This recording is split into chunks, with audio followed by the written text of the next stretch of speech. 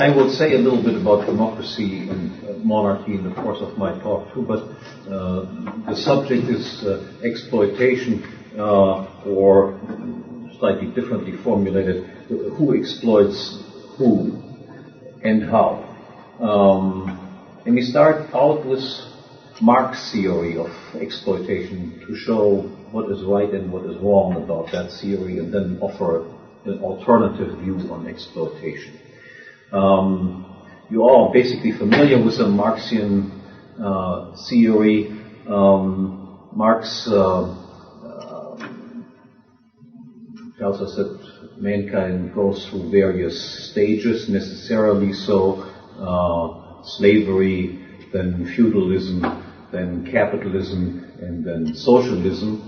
And he claims that 3 of these stages are characterized by the existence of exploitation, and exploitation then disappears in socialism. Now, as far as the first 2 stages are concerned, that is slavery, we do not have to argue whether Marx's description is correct. That's probably incorrect also as a description of the course of history, but nonetheless, it is certainly correct to say that slavery is a system where exploitation exists. There's a slave master and a slave, and the slave master exploits the slave. So there's no debate about that. The second stage is feudalism, and there he argues that serfs that are tied to the soil and cannot run away from the lord who oversees them, that is characterized by exploitation also. Again, classical liberals agree with Marx as far as these 2 stages are concerned, not, again, as far as descriptions of history are concerned, but with respect to the characterization that these stages are characterized by exploitation. Now comes the stage of capitalism, and Marx argues that despite the fact that laborers are free laborers, namely they can work or not work for some employer, capitalism is also characterized by exploitation. Now, what is his argument for the existence of exploitation under a system where laborers can or decide not to work for somebody else? His argument is correct as far as it goes. He points out the following thing. Let's assume we have a worker who works in an apple orchard or so, and his payment is also in the form of apples. So he produces, let's say, 100 apples per week, and his wage payment consists only of 80 apples that he receives. And then Marx points out this difference: 80 apples he receives as wage payment and 100 apples he produces. This difference of 20 apples is the surplus value that the capitalist exploits, extracts from the labor.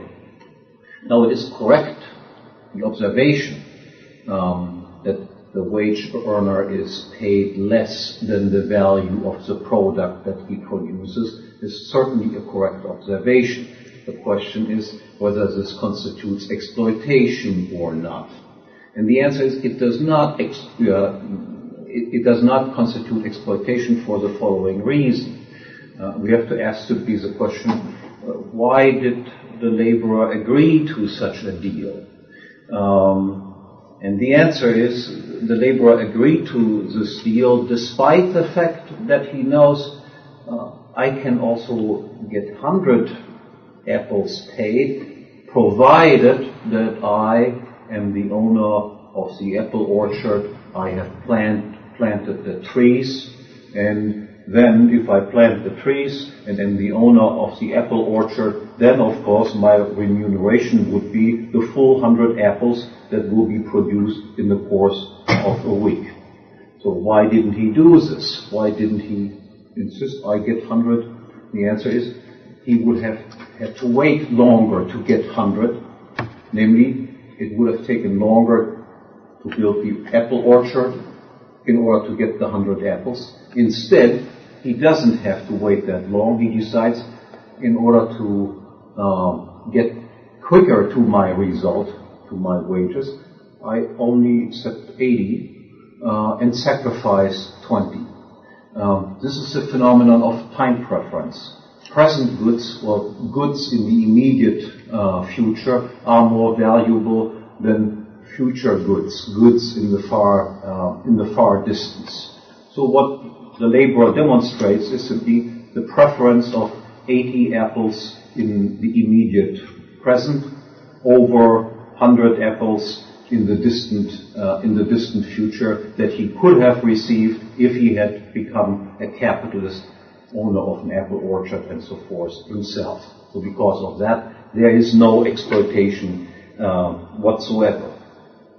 Now I want to present an alternative theory of exploitation, the libertarian theory or the liberal theory of exploitation. As I indicated, as far as slavery and serfdom is concerned, they agree, but they say capitalism is not characterized by exploitation. The surplus value is a result of time preference, preferring present goods over future goods. But libertarians still think that in systems that we refer to as capitalism, there does exist exploitation also, except not exploitation by employers of employees, but exploitation by the state and the agents of the state vis-a-vis people who live outside of the state, who are not members of the state apparatus. In order to explain this, let me first explain the difference between productive activities and unproductive activities.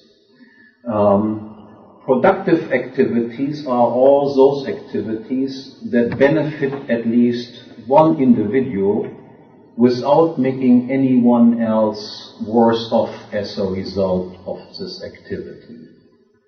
And unproductive activities are activities that benefit one individual at least at the expense of someone else.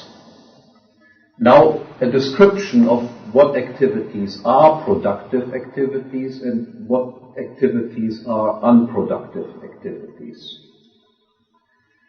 The first form of productive activities is what we call original appropriation, the activity that Locke spoke about, of homesteading something. A person, for the very first time, takes into possession something that was previously unowned by anyone.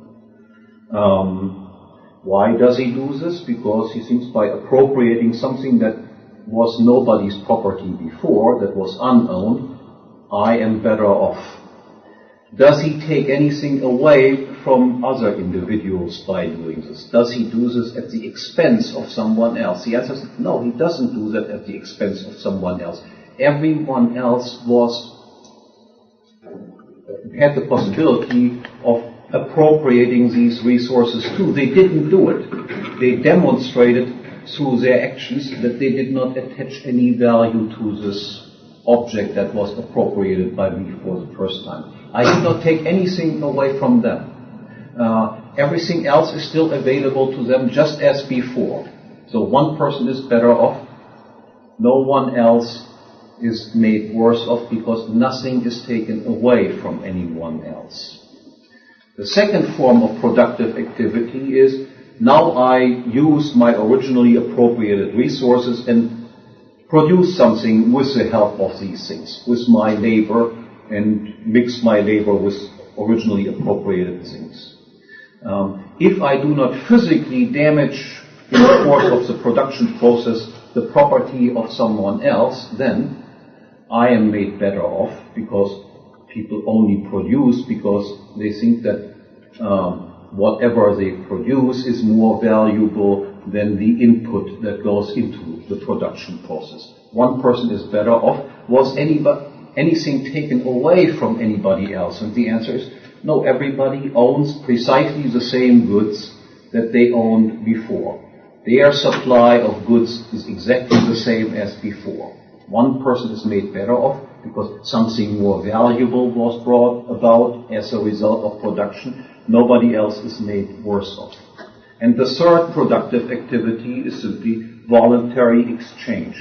A voluntary exchange of property only takes place if both individuals, both exchange partners expect to be better off. The goods go from the hands of those who value them less into the hands of those who value them more. Two individuals are made better off, but as a result of a trade between two individuals, everybody else in the world has exactly the same possessions as they had before. No one is made worse off. Two individuals gain. So those are the productive ways of earning a living, making yourself better off. What are the unproductive ways? You can recall unproductive activities are those activities where one individual benefits, but at the expense of damaging someone else. If I take away from someone an object that he has originally appropriated against his will, then of course I'm better off. But the person who has originally appropriated this object is made worse off. So this is an unproductive activity. If I take away what somebody else has produced, then of course I, who takes it away, am better off, but the producer of the product is made worse off. And of course, every coercive exchange, in contrast to voluntary exchanges, is also characterized by the fact that one person is made better off and the other person is made worse off. So unproductive activities then are the expropriation of original appropriators, the expropriation of producers. That can be the full expropriation or that can be the partial expropriation, and any type of coercive exchange.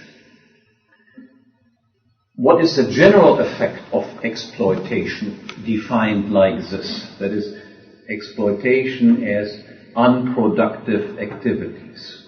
The general effect is the more exploitation there is, the more expropriation of original producers, of original appropriators, the more expropriation of producers, the less original appropriation will take place and the less production will take place. When we look now at what type of people engage in unproductive activities, in exploitative activities that reduce the level of productive activities, then we can distinguish between two classes of individuals. On the one hand, of course, plain criminals, who hit other people on the head, rob them, rape them, and so forth.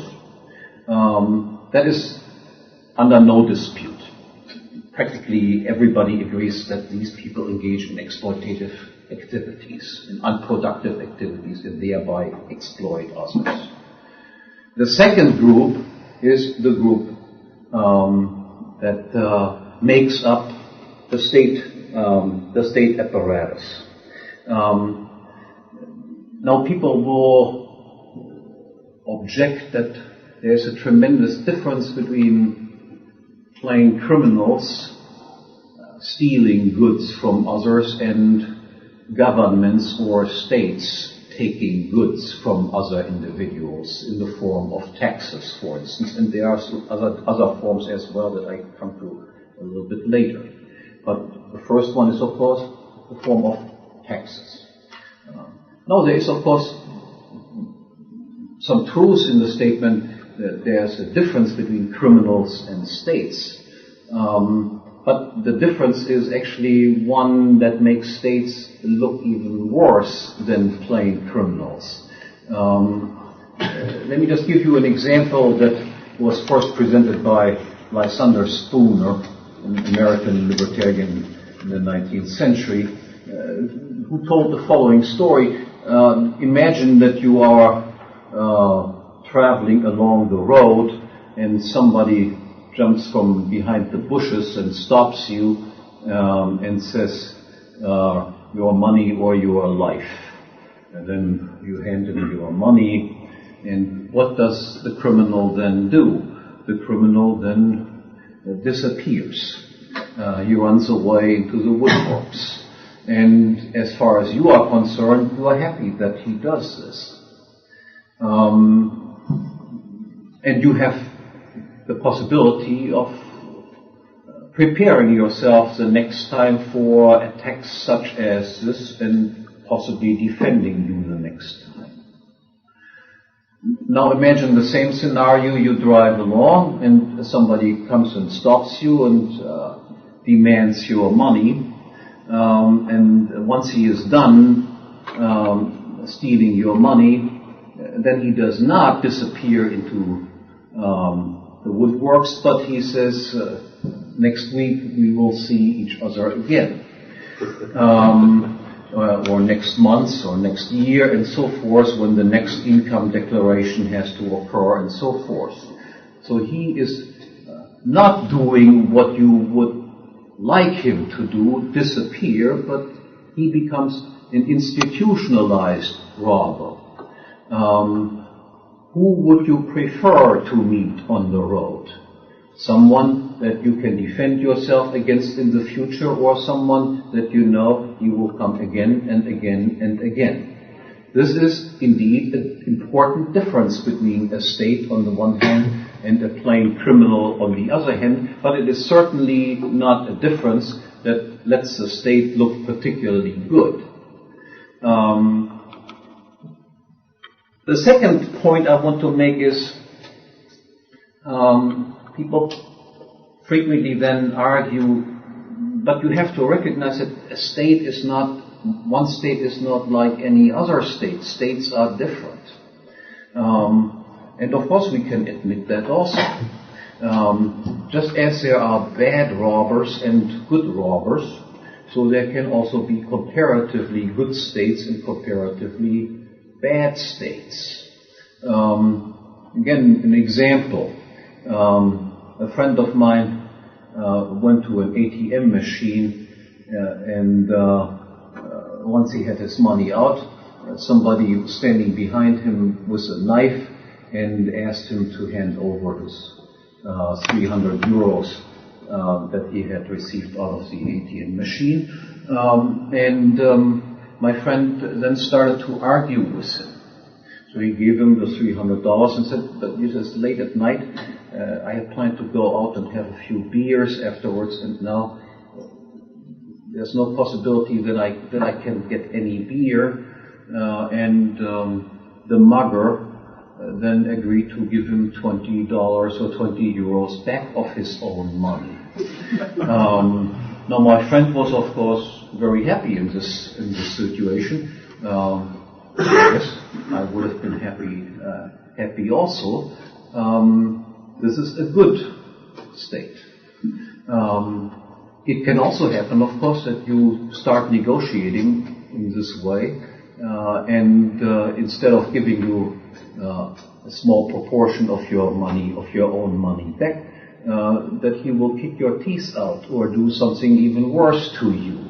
This is obviously a not so good state.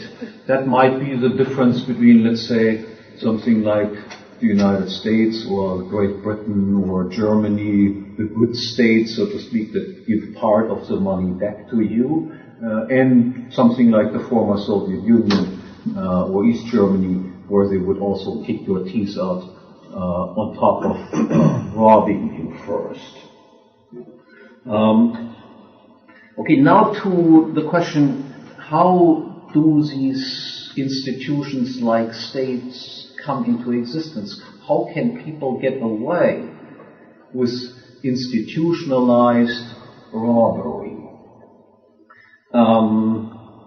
Now, in one way, the answer is, well, why are there states? In some sense, the answer is very easy. And people have given very complicated explanations why states come into existence. But fundamentally, the answer is very easy. It is very interesting, very lucrative, very nice if you can live at other people's expense. It is not difficult to imagine that there might be people out there who would love to engage in institutionalized robbery of other people and live off them. You could ask the same question, why is there slavery? Again, people have given very complicated explanations for why is there slavery. The answer is, well, if I'm the slave master and you are the slave, there's a very simple explanation. It's nice for me to be the slave master and you are the slave. I live off your on your expense. But how can they get away with this? Not because this is a standard line, not because states are necessary in order to create peace. Quite to the contrary, as I will explain in a second. States actually are institutions that create conflicts and then present themselves as a solution to a problem that they themselves have created in the first place. Again, a small story might be useful in order to illustrate this point. Let's say we have a group of people who want to start an extortion racket. They go to the store owners and tell the store owners, you need protection. I know life is dangerous in this world, and I'm here to protect you. And then the store owner might say, I feel quite safe. Nothing much has happened, and if something happened, I'm prepared to defend myself. And the people disappear. Next day, the store owner comes to his store and sees that all his windows are smashed. The store is vandalized and so forth. And a few hours later, the same people reappear on the scene and ask the store owner the same question. Do you need protection? And now the store owner gradually begins to get the idea what is going on. And he says, oh, I see the point. Yes, of course, I'm willing to pay you something so that you will give me protection, meaning that you will not smash my windows and vandalize my store tomorrow. Now, what would we expect this protection racket that has begun its work like this to do in order to stay in business? They must offer something of value to the person that they protect and who pays taxes to them. What do they offer them in return? Now, obviously, in every territory there can be only one institutionalized protection racket. You cannot have competition in the field of protection rackets. If there would be dozens of protection rackets operating in the same territory, there is simply nothing left that you can steal and rob and so forth. So every protection racket has, of course, an immediate interest to be a monopolist protection racket in a particular area. And this implies, of course, that the protection racket will protect the store owner from other potential protection rackets, from other plain criminals that come along. That is, they do deliver indeed some sort of service. But we can also see that they have an incentive, of course, not to be too good in combating crime committed by other individuals. As a matter of fact, their interest would be there should be a stable level of criminal activities going on, because only if there's a stable level of criminality going on, do the people have the feeling we do need this protection racket in order to keep this menace in check? So there is some sort of service delivered on the part of the protection racket. The second thing, all states emerge somehow like this and go now by and large through the same sequence of steps. Obviously, the next thing that the protection racket must do is they must also not only monopolize violence, they must monopolize also judgeships. They must monopolize the judicial system. Imagine in this protected area there are still different judges operating. Then it would become very quickly apparent that what the protection racket does will be condemned by various judges, by various arbitrators, as something that is illegitimate. So what you must do is eliminate all possible alternative judges in your territory. All judges must become part of the protection racket itself.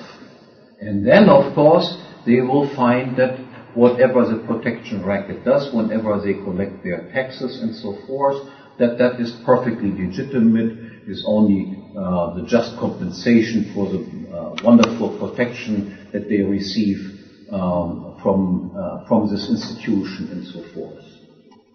So monopolization of the judicial system is the next step. The next step is to monopolize traffic and communication systems. You see, the protection rackets, the agents of the protection rackets who come and want to collect their money, still must move on roads and paths that are owned by other people.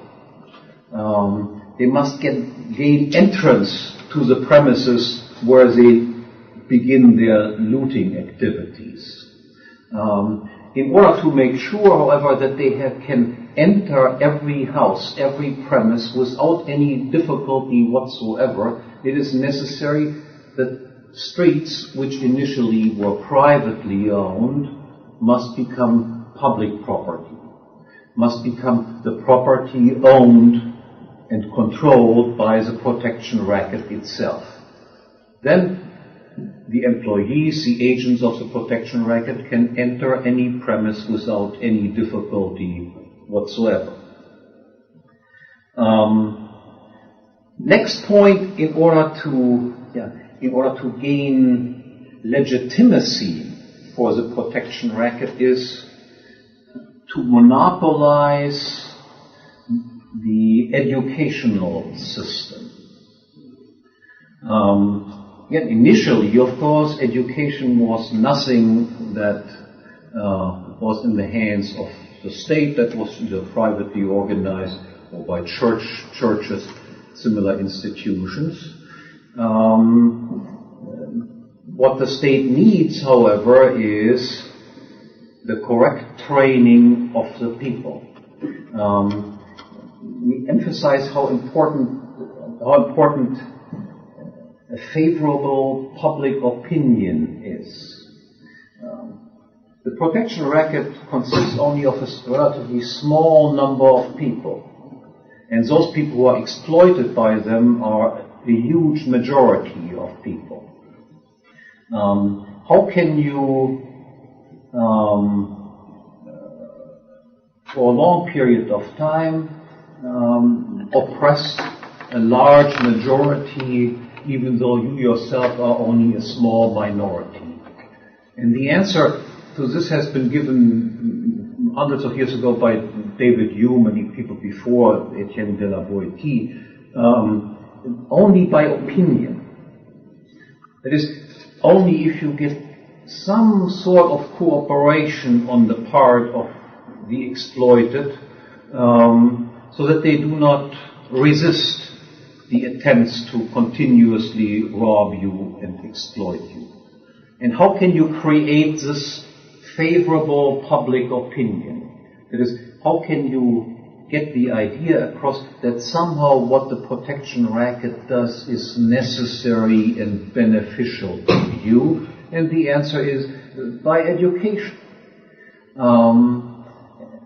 You must monopolize the schooling, first elementary schooling, then of course also university education. All institutions must be at least licensed so that the right doctrines are instilled in the people, doctrines such as, you all know this, without the state there would be only chaos.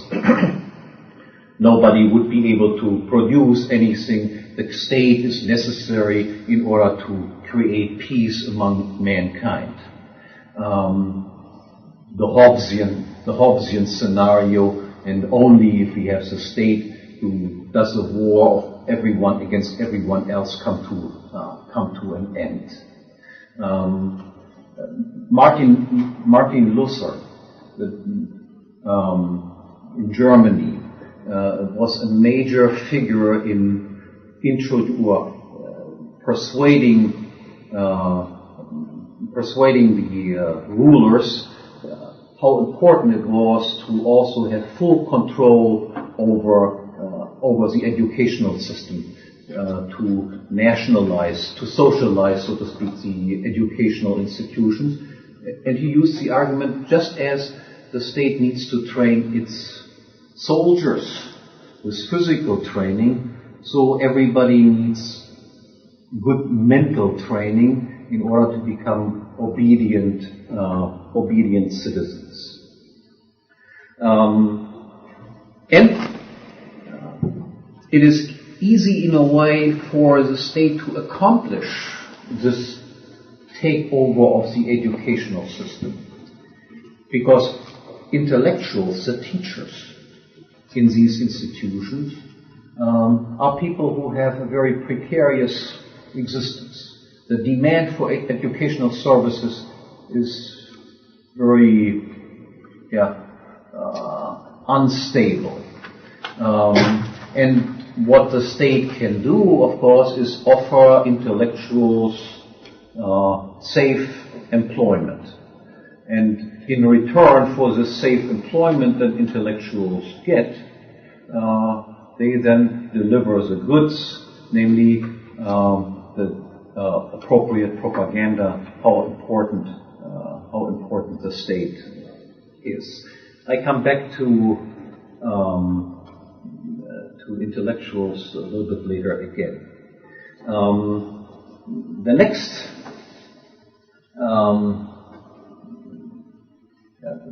next step that all states went through brings a huge advance in the degree of exploitation. That comes with the monopolization of money and banking.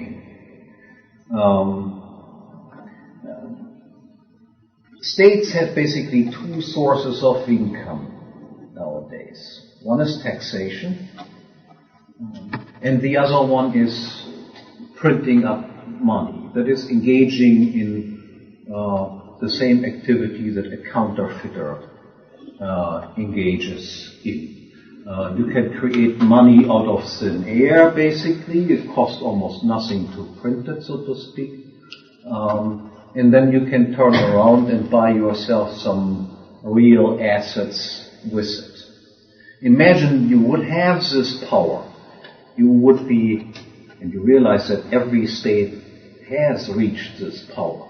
We have not a single state where it is not the case that they have a bank, a central bank, that has a monopoly of issuing money. Nobody else can print money except they can do it. Everybody else is a criminal who does it. imagine I would make you the sole printer of British pounds. Nobody else can do it. What would you do? And the answer is, of course, you will start printing immediately. It costs you nothing. You can turn around, buy yourself a Mercedes and all the rest of it. Not only that, you will also realize that you have far more friends than you ever imagined, who also come to you and say, look, you seem to have the magic wand. Mercedes for me would be nice too, or BMW, and need a bigger house than the one that I'm living in right now, so please help me. The central banks in every Western country are the biggest employers, for instance, of economists. Universities, but central banks employ even more economists than any other institution. These economists, of course, now are used as propagandists in order to explain to you how useful this activity of the state is to be able to print money out of nothing. And of course they have a very selfish reason. Imagine they would not explain this. Then they would be out of a job very quickly. So it is easy to see again why they would cooperate in a scheme such as this. Let me digress for a moment and briefly address the question, does the current financial crisis indicate a failure of capitalism, or is that not a failure of the state again? Now, look at it this way. When you ask normal people how banks can give loans, then most people think, and look, I as a naive person thought that myself when I was young too. It's like you can only extend a loan to somebody if you have previously somebody who has saved up the money. So somebody must save it, and then these saved funds can be given to somebody else. No risky loans can be given away like this. You will be very careful to whom you loan the money because you need the savings in order to do it. And deposit banks, if you have deposit accounts, most people think are accounts where you put your money in the bank and you remain the owner of the money that you put in the bank. That's what a deposit account is. If you have a savings account, then you know, of course, I have saved, I cannot immediately get it back. This will be loaned out. Because it is loaned out, I will earn interest on it. Now, you can, however, as a banker, be tempted to do this. You can be tempted to simply issue tickets. If you deposit money in a bank, you get a deposit ticket. And these deposit tickets people accept in exchange if they have absolutely no doubt that they can be redeemed into the real thing sitting in the bank. What banks can do is they can issue fake tickets, or they can loan out, so to speak, the deposits that you made, so that people think, I own my deposit that I have in my deposit bank, and at the same time the money is actually loaned out and the bank earns interest. You realize what the danger is in this situation. If the owner of the deposit would come and want to get his money back, and the money is loaned out and has not been returned, then the bank is bankrupt. It cannot work. Now, as long as you have competing private banks that do this sort of stuff, that engage in fractional reserve banking, that is to say, they do not have as much money in the bank as they say that they do, they cannot even, while they might try this, it is a very dangerous thing to do. Because any note, any fake note, any uncovered note that comes into the hands of someone who banks with a different bank will deposit this note in his bank, and then a process occurs that is called adverse clearing. That is, his bank will then go to the bank that issued these fake notes, ask for redemption, and the bank will have a liquidity crisis. So, under a system of so-called free banking, we have no central bank, we have competing banks, but they engage in fractional reserve banking. It is very difficult to do this. So all bankers basically lobbied to institute a central bank which would allow them to engage in coordinated inflation, in coordinated expansion of the money supply. This central bank, I mentioned that all states have this central bank is then the only one that can bail out the banks that get into liquidity crisis. But only because you know there is a central bank in existence, will banks then expand riskier and riskier and riskier loans because they know if the crisis comes. That is, if the depositors appear, want to have their money back, the money is not there, it is loaned out, will not be paid back by those people who have received the loans because bad loans have been given. There's always a central bank that bails me out. So the crisis that we have right now is precisely caused by the existence of a central bank, and even more strictly speaking, by the existence of something like fractional reserve banking. Use a slightly different approach to explain what the problem with fractional reserve banking is. Fractional reserve banking allows, so to speak, the practice of printing up more property titles than there is property. Look, you can have a car and you don't take possession of the car. So you have a title to a car, but the car is somehow standing in the car lot. The owner of the car lot can rent out this car even though you are the owner of the car, and collects fees for renting out the car. If I come, however, and want to take possession of my car to which I have the title, then the car is not there. More titles to property are brought into existence than property exists. In no other area except in the field of money is this considered to be a legitimate practice. In the field of warehousing corn or wheat or whatever, this type of practice is considered to be illegal. In the field of banking, of money, it is considered to be a legal activity. So this explains also why there are exploiters, so to speak, outside of the state apparatus. The big bankers themselves are in cahoots with the state, are standing behind the institution of the central bank because they realize this allows them a coordinated inflation which enriches them, brings about the danger of bank runs, but they know that the bank runs, at least under paper money standard, can be mastered, so to speak, by printing up then unlimited liquidity once a crisis breaks out. I'll come back to your question, whatever afterwards.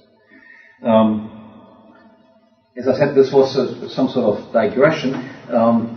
Now I want to say a few words about the difference between monarchical states and democratic states. So all states are exploitative. But democratic states are even more exploitative than monarchical, classical monarchical states are. For several reasons. One reason is, as long as you have just one king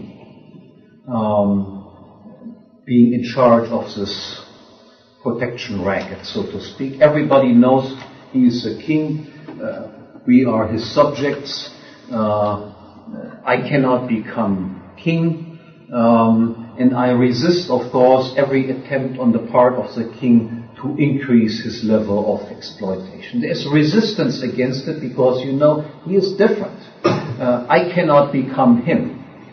On the other hand, under a democracy, everybody can now become, so to speak, king.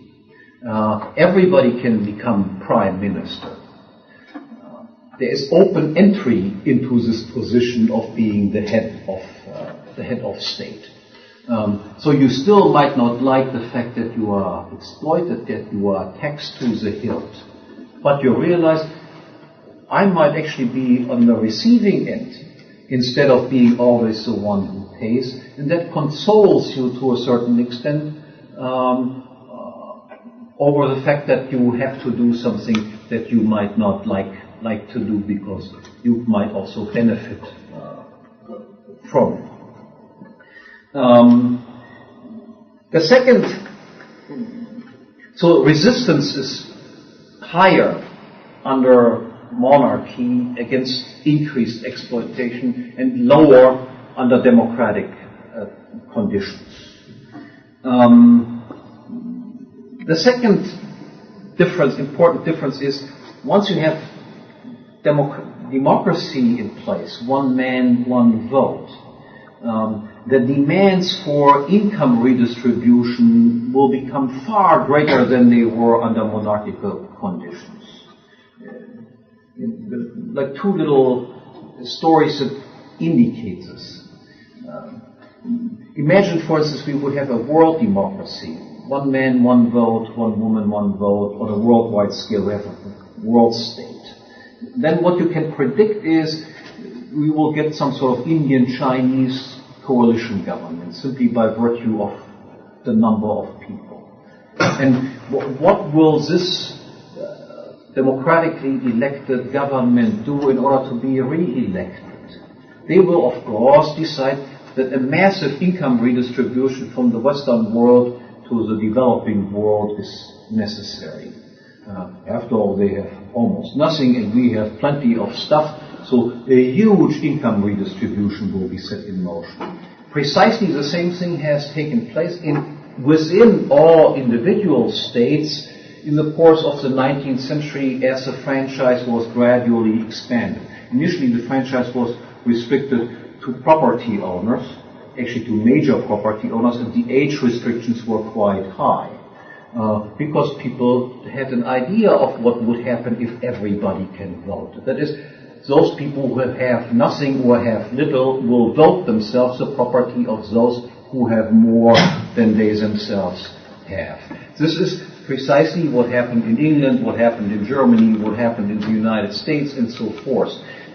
That is, classical liberal parties, which were initially at the beginning of up to the mid-19th century or so, the dominant political force, became increasingly less important, and socialist parties or social democratic parties became more important, and even the program of the classical liberal parties gradually changed to social liberal parties as more and more people were allowed to participate in the voting.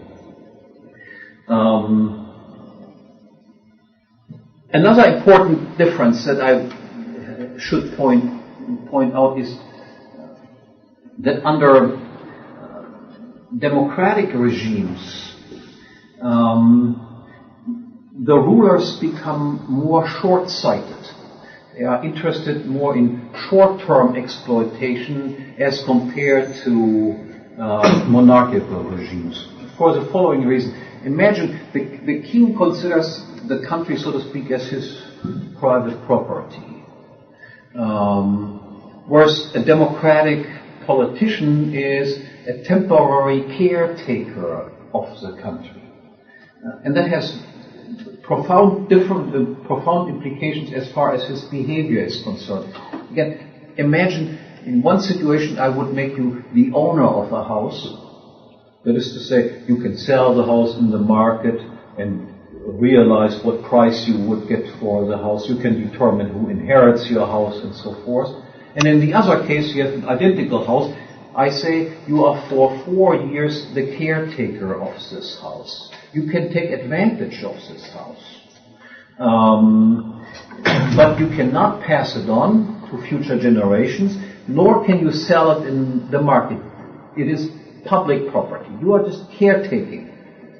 Would your behavior be different? And the answer is yes, of course it would be. The owner, whatever he does with the house, will always be interested in what will be the repercussions of what I do right now with the house as far as the capital value of the house is concerned. What would be the consequences for the price that I can get if I were to sell the house in the market? He will not want to engage in capital consumption, so to speak. He wants to preserve the value of the house because he can capture the value in the form of a higher price. Or he can pass it on as an intact piece of property to the next generation. But if you, for 4 years, are in charge of the house, you don't own it, what is your interest then? Then your interest is you want to maximize your current income at the expense of capital value. It doesn't matter whether the value of the house falls dramatically in the market, because after all, you cannot sell it in the market. It isn't yours. But you can increase, of course, your current income. Look, I could put 20 people in the house as renters and collect more rent from them, with the consequence that maybe after a year or two, the house is in ruins. On the other hand, if I just take one nice married couple and rent the house out to them, then my rental income will be significantly lower, but the capital value will remain intact. The owner behaves like this. The caretaker behaves like, I have to exploit what I am taking care of in as fast a time as possible, because who knows what will happen in the future. In addition, democracy has the effect of bringing the worst people to the top. Look, a king becomes king by accident of birth. Because it is an accident that makes him the king. Does not exclude, or does not make it impossible that this guy might be an evil person. Actually, many kings were evil people. After all, we are talking here about two evil systems, two exploitative systems. So yes, of course, kings can be bad guys.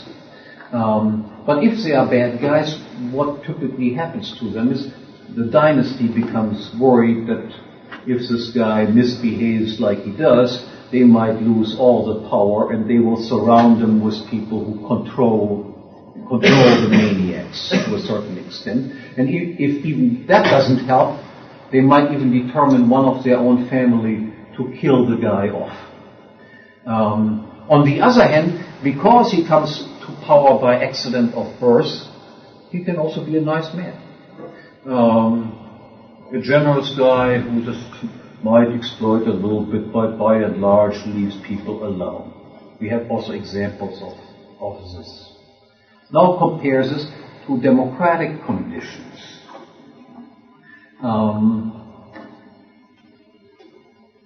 Competition is not always good. Competition is always good when it comes to the production of goods.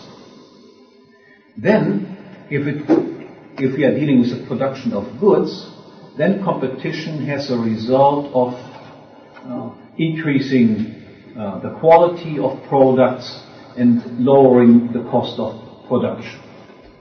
But competition is not good when it comes to the production of bads. That is,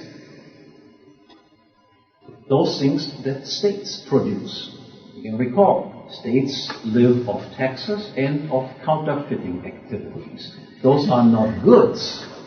So we don't want to have competition in that area. When it comes to the production of bads, monopoly is good.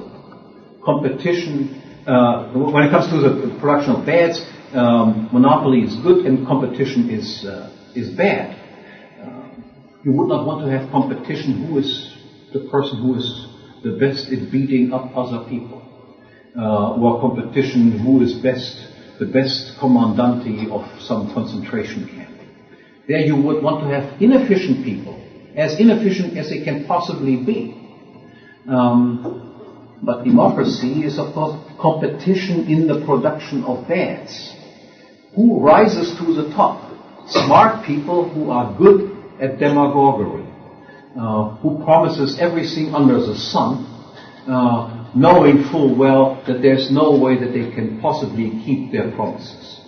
Imagine you would be a politician who would say, I will not take any money from the rich and give it to the poor. I will not engage in any income redistribution.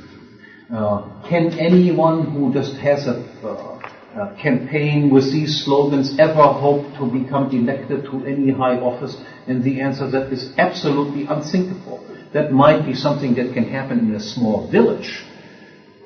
And that because of that, people like Rousseau, who were defenders of democracy, of course, thought always of democracy only in very small units, where everyone knows everyone else and is ashamed that they vote themselves the property of others. But in a society with millions and millions of people, where nobody knows from whom you steal, of course, all moral inhibitions disappear, and people are willing to vote themselves the property of everybody else who they think is better off than they themselves. So under democracy, you have almost a guarantee that only evil characters will ever rise to the top. And in addition, the likelihood that those evil characters will be killed off like kings were killed off when they turned out to be evil people is relatively low, because people always hope, oh, it will be just the next election, and in the next election, then finally the good guy will come to power. My guy will come to power instead of the bad guy that is currently running the business. Okay. Now, what can we do about all this? What we can do about all this is that people have to develop some, what we can call clear class consciousness. You know that Marx, of course, had this idea of people have to have a class consciousness as well. His idea was, of course, the workers have to feel we are the exploited and the capitalists are the exploiters, and then by uniting in their common consciousness, class consciousness, you could shake off the yoke of the exploiters. No, what we need is, we need also some clear class consciousness. There do exist exploiters and exploited. It has nothing to do with capitalists and workers. It has to do with state agents. And state agents are also sometimes people who operate outside of the realm of the state apparatus, as you recall, the banks in particular. And on the other hand, people who are the exploited. How can we just make that visible to people who belongs to one group and who belongs to the other group? By a simple thought experiment, at least that is useful to come to this class consciousness. The thought experiment is, imagine for a second that taxes would be eliminated. What would then happen? Would everybody's income go up from after-tax income to before-tax income? That is, from net income to gross income. And the answer is no, of course not. Some people's income would then go up from net income to gross income, from after-tax income to before-tax income. other people's income would go down from after-tax income to zero, or to close to zero. Obviously, we currently do something with the taxes. We pay huge amounts of people out of taxes. Teachers do not pay taxes. Teachers are paid out of taxes. University professors do not pay taxes. They are paid out of taxes. There is a fiction. The fiction is they get an income. They get a income statement that looks like everybody else's, because people are interested in equality before the law. They also get a pay slip that says before tax income, tax minus taxes, and then after tax income. But their entire net income that they receive is, of course, paid out of taxes, and in this sense, they do not pay taxes at all. Now, who are these people? The entire state sector, all public employees, all teachers, all professors, all members of parliament, all welfare recipients, of course, and so forth. It is important to realize this, because that helps you understand certain phenomena that otherwise make no sense. You think, why is not everybody against taxes? After all, aren't taxes forced contributions that you must make? But we realize, of course, that there are large numbers in the population who are in favor of raising taxes. University professors are almost always in favor of raising taxes. School teachers are almost always in favor of raising taxes. Of course, they present themselves as benevolent people who feel with the people. They say, I must pay taxes too. But I'm still in favor of raising the taxes because I'm a social person. Whereas there are other people who are greedy individuals and do not want to pay their taxes.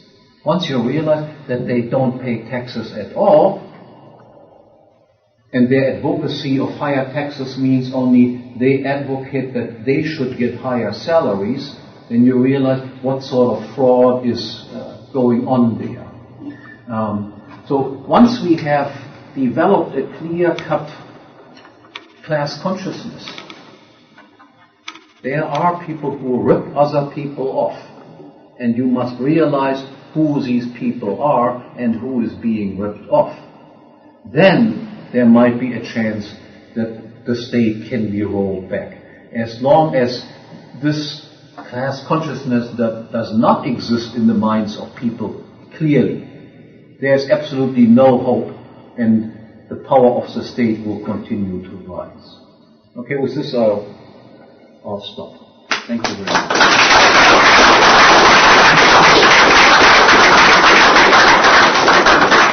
Would you like to take some questions? Yeah, I'll take a few questions. 15 minutes or so? Maybe I'll let you pick them. Yeah, okay. Gordon Brown, in the recent crisis, has talked about the need for a new Bretton Woods-style global agreement. I was just wondering what you thought that had the potential to end up in terms of your analysis of... Okay. Very quick. You see that the Bretton Woods system was characterized by the fact that gold still played a minor role in the entire system, insofar as foreign central banks could redeem $35 into an ounce of gold. And the Bretton Woods system collapsed because the United States inflated continuously the US dollar. These dollar amounts partially ended up in the hands of foreign central banks, and then induced by economic advisor of Charles de Gaulle, Jacques Rueff, the French realized the Americans do not have enough gold in order to redeem their dollars, $35 per ounce of gold, and a run set in on the American Central Bank. And then under Nixon, it was under Nixon, the American Central Bank basically declared bankruptcy. They said, we will no longer redeem. You can keep the paper dollars, but the obligation that we assumed under the Bretton Woods Agreement to redeem them 35 per ounce of gold is no longer kept. Now that made it possible that after 1971, worldwide inflation, of course, increased even more than it had increased before. Before there was always this tie to gold. Since 1971, there is no tie to anything. So all countries can basically inflate as much as they want. What they still have to worry about is, however, if I inflate faster than some other country, then my currency will fall in the currency market against other currencies. And the way out of this problem is what the European Union tried to do, so to speak. The German mark was always more stable than other currencies in Europe, not because of any virtue of the Germans, but because of the fact that there was twice hyperinflation in Germany. The public was a little bit more sensitive towards this type of issue. And the other European countries wanted to inflate faster, but always with the danger that their currency would devalue. So the idea was, what we have to create is a Central European bank that allows that the euro can inflate faster than the least inflating currency that existed previously, the German mark. The ultimate solution would be to create a world central bank, of course controlled somehow mostly by the United States, I guess.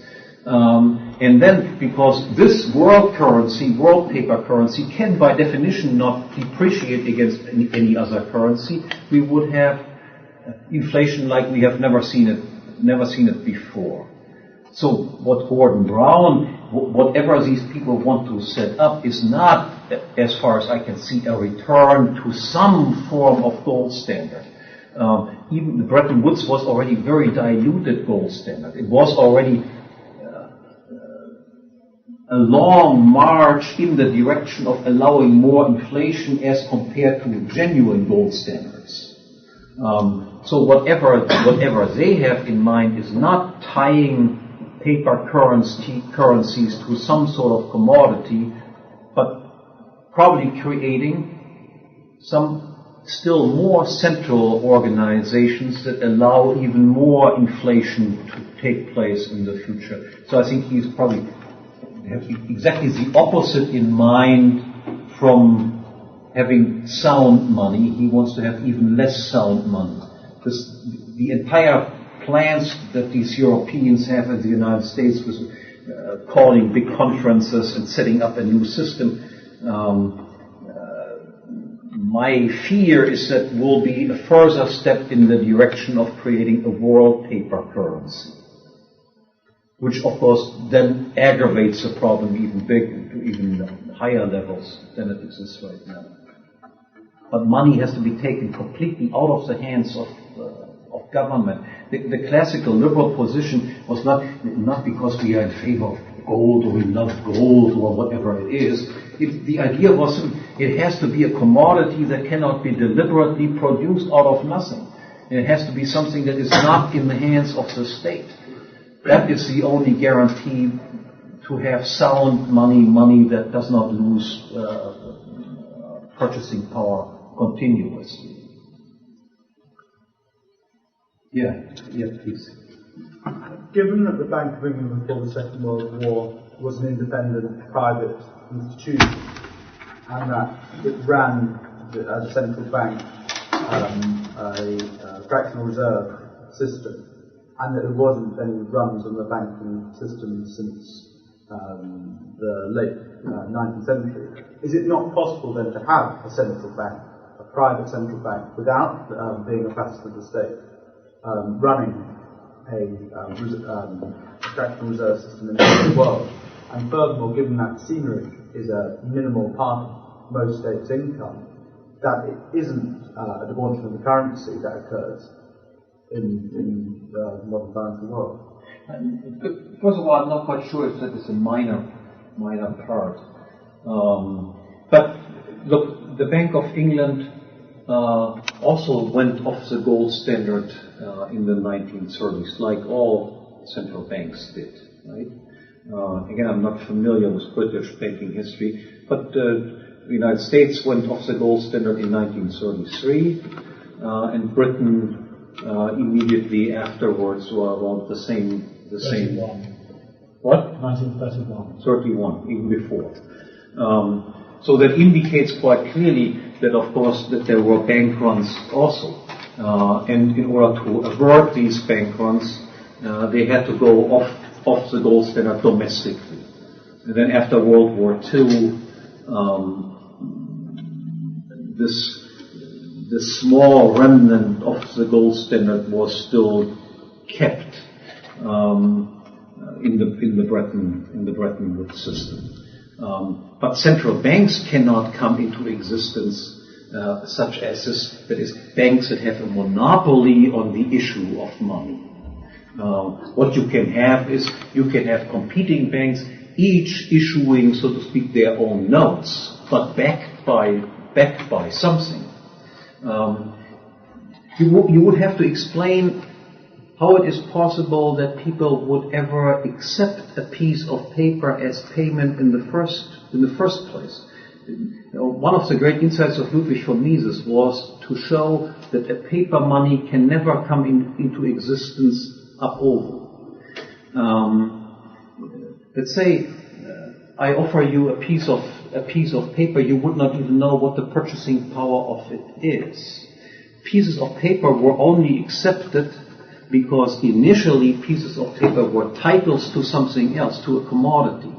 Only because of that did they gain acceptance. Once they are widely accepted paper notes, then you can cut the tie between gold and paper, and the paper can float on its own. But you can never introduce from the outset, so to speak, a pure paper currency backed by nothing except paper. So in this sense, the Central Bank of England, the Central Bank of Germany, all of them are non-market institutions. They are institutions that are the result of a violent crime that was committed, the expropriation of the owners of the gold. I mean, Roosevelt, I know more about American banking history than I do British, but what Roosevelt did was just simply saying, up until that time, Americans could do what central banks could do in 1971, that is, present $35 greenbacks, and received an ounce of gold. And then when bank runs started setting in, then they said, okay, we keep all the gold, even though the gold were deposited by private clients, and you can keep the money. And people who still had gold were forced, under threat of several years of jail term, to hand over all their gold to the central government. So central banks are not normal institutions. They are criminal institutions from the outset. Otherwise, they can never come into existence. No central bank has ever come into existence by normal means without committing a violent act of expropriation. Yeah. I've got one larger question, then one very brief question I'd like to ask you afterwards. The first question is, you seem to be assuming that capitalism is in some sense prior to the existence of the state, the government.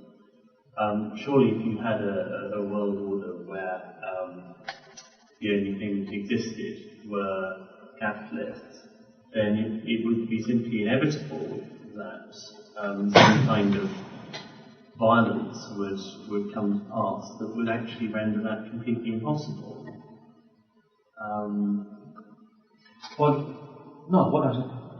Property and law exist before states exist. States are not institutions that bring about the existence of property and law. So how is the system going to be effectively policed without somebody having a monopoly? Okay, that's it. Look, in the international scenery, we have no monopoly currently either, right? We do not have a world government.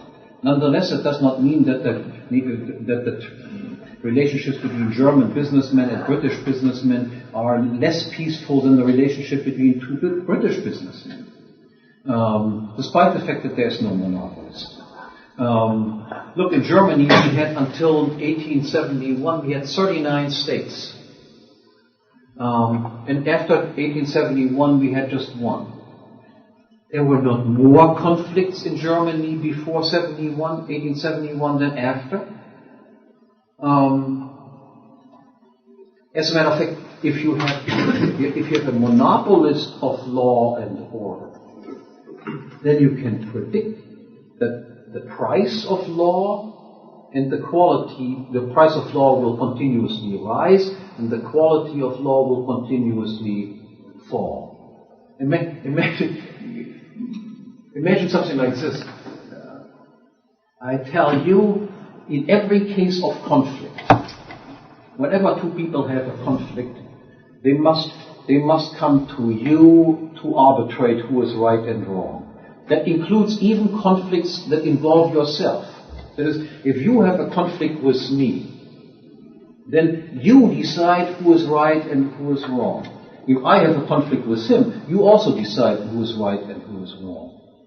But if you have a conflict with me, you also decide who is right and wrong. So what you can predict is, in that case, you will actually cause conflicts, and then you decide them in your own favor. You will hit me on the head, then I complain about it, and then you say, I'm the judge.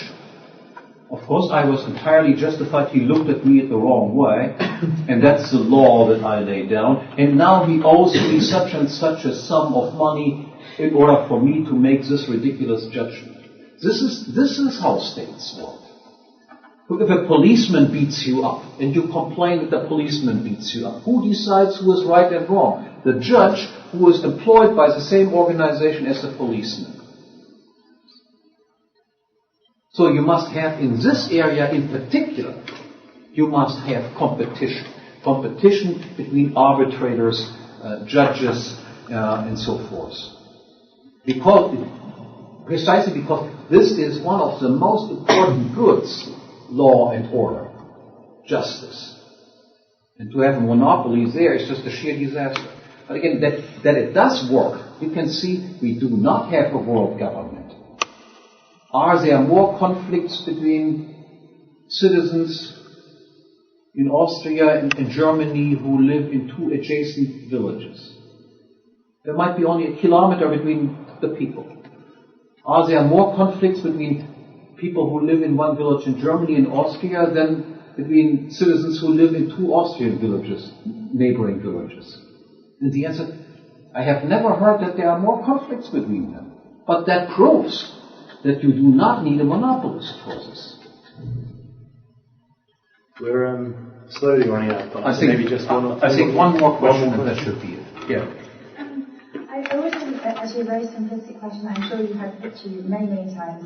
You say that the state is exploitative, but what would you say is that there are many beneficial things that come out of the state, like free education and free healthcare, that a lot of people, if those goods weren't provided by the government, a lot of people wouldn't be able to purchase?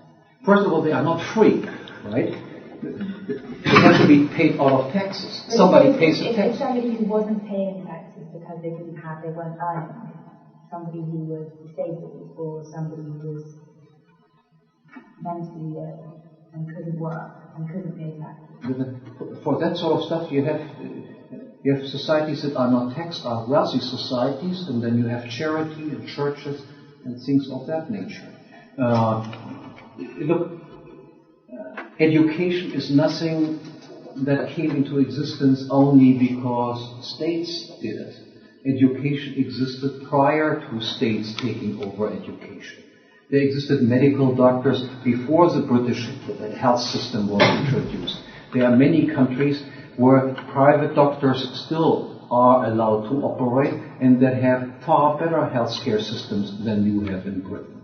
And you are famous for having one of the worst systems in the world.